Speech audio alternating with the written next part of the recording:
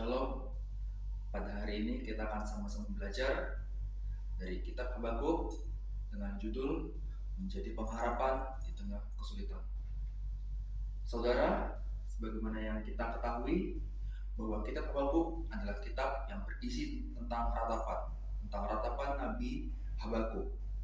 Kitab Habakuk bisa dibilang kitab yang cukup singkat dan juga disebut sebagai nabi kecil karena pesan-pesannya mungkin tidak sebanyak Nabi Yesaya ataupun sebanyak Nabi Yeremia, tapi kita percaya bahwa Nabi Habakuk memiliki pesan yang penting yang dibawakan langsung dan diperintahkan oleh Tuhan. Saudara-saudara, jika kita melihat kitab Habakuk, kita akan melihat bagaimana Habakuk meratapi. Ada sebuah ratapan di situ. Apa yang diratapi? Yang diratapi adalah keadaan bangsa Yehuda. Sebagaimana yang ketahui bahwa Nabi Habakuk berkeluh kesah mengenai keadaan Yehuda yang saat itu dikuasai oleh bangsa Kasdim. Kita mengetahui bahwa penulisan kitab Habakuk dimulai pada masa penjajahan bangsa Kasdim di tanah Yehuda. Sebagaimana kita ketahui bahwa Yehuda merupakan bangsa yang dipilih oleh Tuhan. Setelah sepeninggalan Raja Salomo, kerajaan tersebut terbagi menjadi dua. Yang pertama Israel Utara, yang merupakan kerajaan Israel Utara, yang disebut juga sebagai kerajaan Samaria, dan juga kerajaan Israel Selatan yang akan disebut sebagai kerajaan Yehuda. Ada hal yang menarik di sini, Bapak Ibu sekalian, bahwa penyerangan oleh bangsa Kasdim terjadi saat pemerintahan Raja Yoyakim. Di sini keadaan bangsa Yehuda sudah semakin menurun. Kerohanian, moral tidak ada lagi artinya. Bangsa Yahudi atau bangsa Yehuda menjadi kerajaan yang sangat jahat. Bapak Ibu, di sini saya akan menjelaskan bagaimana kita menjadi pengharapan di tengah kesulitan. Yang pertama, satu orang yang bersikap buruk mempengaruhi keadaan satu bangsa. Sebagaimana yang diketahui, setelah peninggalan Raja Salomo dan digantikan oleh anaknya Rehabeam, kerajaan Yehuda mengalami goncangan kerohanian. Dimulai dari ada raja yang baik, ada Raja Asa, ada juga Raja Yosafat, dan juga ada Raja Yoas, ada raja-raja lainnya yang masih berpegang teguh pada Tuhan. Sedangkan di sisi lain ada Raja Manasye, ada raja lainnya yang semakin menjauhkan Yehuda dari Tuhan. Bapak Ibu, hanya karena satu orang dulu bangsa Yehuda yang dipilih oleh Tuhan, sekarang bangsa tersebut diizinkan Tuhan mengalami kekacauan besar. Sebagaimana diketahui bahwa kitab Habakuk, kita lihat di Habakuk pasal pertama, ada yang benar di sini. Habakuk pasal pertama ayat yang kedua. Sampai kapan ya Tuhan? Sampai kapan? Di sini ada kata sampai kapan. Sampai kapan ya Tuhan? Sampai kapan? Berapa lama lagi Tuhan? Aku berteriak. Di sini Habakuk bukan hanya sekedar berbicara biasa, tapi juga berteriak. Ada satu ungkapan yang besar di hatinya Habakuk. Tapi tidak kau dengar, seolah Tuhan tidak mendengar bangsa Yehuda. Padahal bangsa Yehuda adalah bangsa yang disayang oleh Tuhan. Aku berseru kepada penindasan, ada penindasan besar terjadi di Yehuda. Tapi sekali lagi Tuhan seolah tidak menampakkan dirinya. Tuhan seolah tidak melindungi Yehuda. Ada apa? Tapi tidak kau tolong. Mengapa engkau memperlihatkan kepadaku kejahatan sehingga aku memandang kelaliman? Ya, aniaya dan kekerasan yang ada di depan mataku, perbantahan dan pertikaian terjadi. Bapak Ibu, sebagaimana ketahui bahwa karena ulah satu raja, seluruh bangsa Yehuda mengalami penindasan Tuhan. Bapak Ibu, sebagaimana yang kita ketahui bahwa bangsa Yehuda yang dilindungi oleh Tuhan, yang sangat dikasihi Tuhan, yang mengizinkan bangsa Kasdim sendiri adalah Tuhan sendiri. Bayangkan Bapak Ibu, Tuhan mengirimkan musuh kepada Yehuda. Itu adalah satu sakit hati yang besar. Ada sebuah rasa, mungkin orang akan mengatakan itu tidak adil, Tuhan jahat, Tuhan sebagainya. Tapi Tuhan sendiri yang mengizinkan terjadi penjajahan yang dilakukan oleh bangsa Kasdim. Di sini saya mencatat bahwa setelah bangsa Yehuda mengalami penurunan moral, tidak hanya Tuhan sudah memperingatkan berkali-kali melalui para nabinya bahwa melihat, tetapi tidak didengar. Bapak Ibu, di sini kita melihat bahwa Tuhan adalah Tuhan yang adil. Di sisi lain Tuhan adalah Tuhan yang adil, yang penuh kasih. Tapi di sisi lain Tuhan juga memiliki rasa kasihan. Tuhan berusaha untuk mengingatkan kepada bangsa Yehuda, kalian sudah menurut moralnya, ayo berbalik kepadaku. Tapi bangsa Yehuda tidak mendengarkan perkataan Tuhan. Bangsa Yehuda atau rajanya justru yang dilakukan oleh salah satu raja Yehuda membakar kitab yang tidak pernah dilakukan oleh raja-raja Yehuda sebelumnya. Bayangkan, hanya karena satu orang raja. Mungkin kita bisa bertanya, terus apa relevansi untuk saat ini? Apa kegunaannya? Bapak Ibu, mungkin zaman sekarang kita melihat banyak sekali kejahatan hanya karena satu orang, mungkin atasan kita, pimpinan kita, orang-orang yang memiliki kekuasaan tertentu, sehingga karena satu orang yang rusak, seluruh sistem tersebut menjadi rusak. Kita juga mungkin sering bertanya kepada Tuhan, Tuhan, kenapa terjadi kejahatan?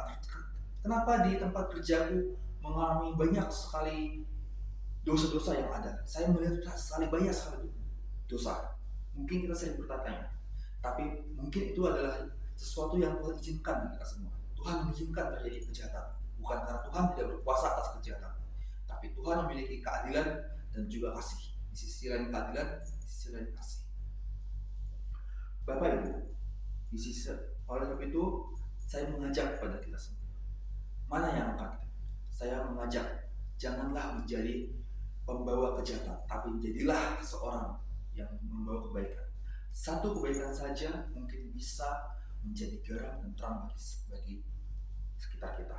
Kita melihat bagaimana Habakuk yang ketika masyarakat Yehuda lainnya mengalami masalah, mungkin masyarakat Yehuda lainnya ada yang mau mengkhianati kerajaan Yehuda sendiri. Karena kita melihat bahwa bangsa Yehuda dikuasai oleh bangsa Kasdim.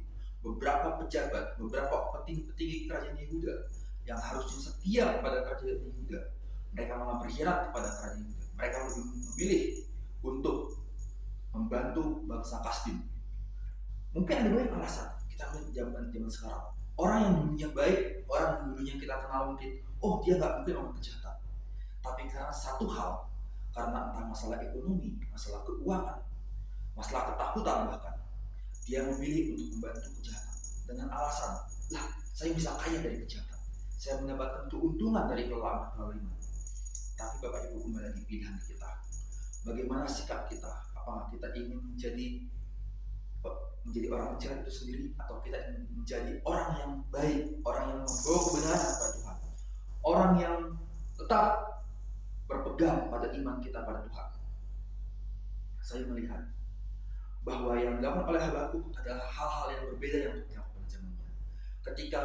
Ketika masyarakat Yehuda yang mungkin menangis, mungkin tidak lagi percaya Tuhan, mungkin menguntuki Tuhan, tapi yang dilakukan oleh Nabi Habakuk adalah dia terus berdoa. Kita lihat di sini, kita lihat Bapak Ibu di pasal yang kedua, aku mau berdiri di tempat pengintaian. Aku mau, ada kata-kata mau di sini Bapak Ibu. Ingat, kata mau di sini artinya dengan rela hati, dengan kesungguhan hati, dengan ketekunan. Kita melihat bahwa di bahasa aslinya kita bisa melihat bahwa aku mau berarti di sini ada kerelaan hati yang sungguh-sungguh. Dia tidak hanya sehari atau 2 hari, tapi terus konsisten Bapak Ibu sekalian, konsisten. Kita melihat di sini ada konsistensi dari Nabi Habakuk untuk mendoakan bangsanya, untuk terus berjaga-jaga untuk bangsanya Bapak Ibu sekalian. Aku mau berdiri di depan pengintaianku. Mungkin Nabi Habakuk tidak seperti Nabi Yesaya atau Nabi Yeremia yang langsung berani frontal di hadapan raja. Tapi yang dilakukan oleh Nabi Habakuk adalah dia mengintai. Ini yang berbeda dari Bapak Ibu sekalian. Ini yang berbeda dibandingkan bangsa-bangsa, dibandingkan masyarakat lainnya. Ketika yang lainnya hanya meratapi nasibnya, hanya berkeluh kesah, atau bahkan mengkhianati bangsa Yehuda. Tapi Nabi Habakuk yang tidak melakukan protes kepada raja, yang mungkin tidak ada akses untuk bisa berbicara langsung di hadapan raja atau di hadapan bangsa, di di hadapan penguasa Kasdim. Tapi yang dilakukan oleh Nabi Habakuk adalah dia mengintai, dia berdiri untuk bangsanya. Bapak Ibu sekalian, bagaimana sikap kita di tengah-tengah kejahatan? Apakah kita hanya meratapi kejahatan? Apakah kita hanya berkeluh kesah? Oh, saya merasa di sini tidak adil. Saya merasa lingkungan toksik. Saya merasa lingkungan yang sangat jahat. Saya merasa di sini atasannya orang-orang buruk. Apakah hanya itu yang kita lakukan? Atau kita memilih? Mungkin kita tidak memiliki akses langsung. Mungkin kita tidak mampu langsung untuk berbicara di depan atasan karena masalah ketakutan. Tapi kita bisa melihat di sini ada yang bisa kita terapkan dilakukan oleh Nabi Habakuk. Dia hanya mengintai. Tapi bukan hanya mengintai bukan hanya. Itu membutuhkan konsistensi, butuh ketekunan sedemikian rupa. Di sini saya melihat, di sini saya mencatat beberapa Ibu sekalian. Apa yang akan kita pilih? Apakah kita menjadi bagian dari kejahatan itu sendiri, atau kita memilih untuk menjadi bagian untuk benar? Sekalipun lingkungan sekitar kita adalah lingkungan yang jahat, lingkungan sekitar kita adalah lingkungan yang tidak takut akan Tuhan. Tetapi bagaimana dengan kita? Apakah kita memilih untuk mengikuti kejahatan? Kita mengikuti arus kejahatan, atau kita tetap berpegang pada Tuhan? Kita berpegang pada kebenaran. Bapak Ibu sekalian, saya mengajak, janganlah menjadi orang yang mengambil bagian dari kejahatan. Jika kita tidak mampu untuk menyuarakan kebenaran, setidaknya jadilah pendoa, jadilah pengintai bagi lingkungan kita, bagi tempat kerja kita, tempat kita belajar, lingkungan terdekat kita, sosial kita, dimanapun. Mungkin kita tidak punya akses. Aduh, saya takut. Enggak apa-apa Bapak Ibu. Tuhan tidak menyuruh kita untuk kritik secara frontal. Tuhan tidak menyuruh kita untuk omongkan pada rajamu, omongkan pada penguasamu, omongkan pada pimpinanmu. Tidak Bapak Ibu. Mungkin kalau kita tidak mampu untuk berbicara langsung di hadapan mereka, kita bisa menjadi pengintai. Kita bisa mengawasi keadaan sekitar. Kita bisa peka dengan lingkungan sekitar. Kita bisa melihat, oh, ada terjadi sesuatu. Saya doakan, saya bawa dalam doa. Kita bawa untuk Tuhan, menjadi kemuliaan Tuhan. Biarkan Tuhan yang bekerja. Bapak Ibu, saya juga mencatat pada akhirnya, bagaimana kita menjadi pribadi yang mampu diharapkan, sehingga kita mampu dipakai oleh Tuhan. Saya mencatat di sini Bapak Ibu, orang yang berbeda dan membawa pengaruh positif adalah orang yang siap menjadi harapan di masa sulit. Ya, ketika kita hanya butuh berbeda dari zaman, kita mungkin tidak sama dari zaman-zaman sekarang. Janganlah jadi seperti yang dikatakan oleh salah satu pasal di firman Tuhan. Janganlah engkau serupa menjadi tapi berubahlah oleh akal budi. Tapi berubah oleh pembaharuan budimu. Kita bagaimana hidup kita dirubahkan, hidup kita berbeda dari zaman sekitar. Orang yang diharapkan adalah orang yang membawa perbedaan dan orang itu membawa pengaruh positif bagi sekitar. Tuhan mencari orang yang mampu diharapkan. Kita bisa melihat di sini. Kita akan bacakan pasal Habakuk pasal yang kedua, ayatnya yang ketiga. Sebab penglihatan itu masih menanti saatnya, tapi ia bersegera menuju kesudahannya dengan tidak menipu. Ingat, dengan tidak menipu. Apabila berlambat-lambat, nantikanlah itu. Tuhan menyuruh kita untuk sabar, untuk terus berpegang pada iman, sabar dan beriman. Sebab itu sungguh-sungguh akan datang dan tidak akan bertambah. Bapak Ibu bayangkan, di tengah kesulitan yang Tuhan perintahkan, yang Tuhan katakan hanya satu, sabar, beriman. Bayangkan Bapak Ibu, bagaimana nih kondisi kita seperti saat ini, ketika kita mengalami masalah, kita mengalami goncangan, apa yang kita lakukan? Mungkin kita bilang, Tuhan kapan? Tuhan bagaimana ini? Tuhan bagaimana itu? Tapi yang Tuhan katakan hanya satu, sabar, beriman. Mungkin adalah hal yang sulit bagi kita, tapi bagaimana cara kita tetap teguh dan berpegang pada iman? Dan bagaimana ketika kita sambil menantikan janji Tuhan, kita terus membawa perubahan positif bagi sesama. Mungkin tidak dengan frontal, tapi dengan mendoakan, tapi terus melakukan kebenaran. Itulah menjadi pribadi yang diharapkan. Bapak Ibu sekalian, di sini saya mencatat ada beberapa hal atau ada beberapa ciri-ciri orang yang mampu dipakai oleh Tuhan. Kita lihat, seperti apakah orang yang dipakai oleh Tuhan, yang bisa dipakai oleh Tuhan. Kita lihat di sini, di ayatnya yang kedua, Habakuk 2 ayat 2. Habakuk 2 ayat yang ketiga. Kita lihat di sini, Habakuk 2 ayat 3. Tapi dia bersegera menuju dengan tidak menipu apabila berlaku, nantikanlah itu, sebab itu sungguh-sungguh akan datang dan tidak akan bertahan. 4. Sesungguhnya orang yang memusungkan dada tidak lurus hatinya, tapi yang benar itu akan hidup oleh percayanya. Berarti saya mencatat ada beberapa hal yang menjadi ciri-ciri orang yang mampu dipakai Tuhan. Yang pertama, dia adalah orang yang benar, orang yang memegang kebenaran. Bagaimana orang itu di tengah kejahatan yang dilakukan adalah tetap berpegang kebenaran. Yang kedua, orang itu adalah orang yang tekun bekerja di Tuhan. Dia mungkin seperti yang dilakukan oleh Habakuk, mungkin dia berkeluh kesah, tapi dia terus mendoakan. Dia terus menantikan janji Tuhan, dia terus mendoakannya. Yang ketiga, orang yang peka dengan kondisi sekitar adalah orang yang orang itu bisa bilang, oh, karena kondisi lingkungan kami tidak baik, kondisi si A tidak baik, mari kita bantu, mari kita tolong, apa yang bisa saya lakukan akan saya bantu. Itu yang ketiga. Yang keempat, orang yang mampu dipakai oleh Tuhan adalah orang yang rendah hati. Itu dalam rendah hati.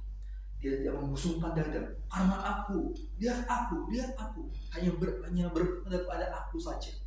Tapi orang yang rendah hati, orang yang terus rendah hati seperti aku, orang yang tidak mengutamakan dirinya sendiri, tapi mengutamakan Tuhan. Orang yang terus menantikan Tuhan. Ketika pun Tuhan akan menjawab doanya, akhirnya Tuhan menjawab doanya.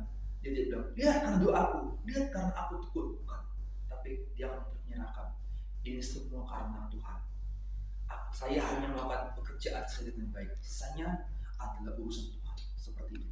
Nah, kita bisa melihat. Terus bagaimana orang-orang yang tetap melakukan kejahatan? Di sini saya mencatat. Ada ciri-ciri orang yang melakukan kejahatan. Mungkin ini kejahatan yang terjadi di sekitar kita. Yang pertama, orang yang membusungkan dada atau orang yang sombong. Kita bisa melihat berapa banyak orang yang sombong di zaman sekarang. Orang yang tinggi hati, orang yang angkuh. Berapa banyak orang yang seperti itu. Yang kedua, orang yang suka menipu. Ya, mungkin kita sendiri pun suka menipu. Teman-teman yang terdekat dengan kita pun mungkin juga menipu kita, menipu sesamanya demi keuntungan.